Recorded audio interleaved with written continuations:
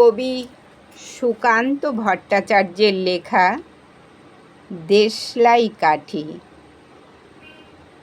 আমি একটা ছোট্ট দেশলাইয়ের কাঠি, এত নগণ্য হয়তো চোখেও পড়ি না, তবু যেন মুখে আমার উসখুস করছে বারুদ, বুকে আমার জ্বলে উঠবার দুরন্ত উচ্ছ্বাস।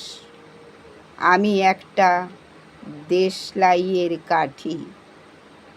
মনে আছে সেদিন হুলস্থুল বেঁধেছিল, ঘরের কোণে জ্বলে উঠেছিল আগুন, আমাকে অবজ্ঞা ভরে না নিভিয়ে ছুঁড়ে ফেলায়। কত ঘরকে দিয়েছি পুড়িয়ে, কত প্রাসাদকে করেছি ধূলিসাৎ। আমি একাই ছোট্ট একটা দেশলাই কাঠি। এমনি বহু নগর, বহু রাজ্যকে দিতে পারি ছারখার করে, তবুও অবজ্ঞা করবে আমাদের। মনে নেই এই সেদিন আমরা সবাই জ্বলে উঠেছিলাম একই বাক্সে? চমকে উঠেছিলে, আমরা শুনেছিলাম তোমাদের বিবর্ণ মুখের আর্তনাদ।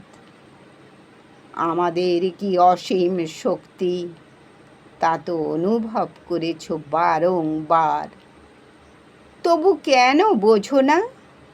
আমরা বন্দি থাকবো না তোমাদের পকেটে পকেটে, আমরা বেরিয়ে পড়ব, আমরা ছড়িয়ে পড়ব শহরে গঞ্জে গ্রামে, দিগন্ত থেকে দিগন্তে।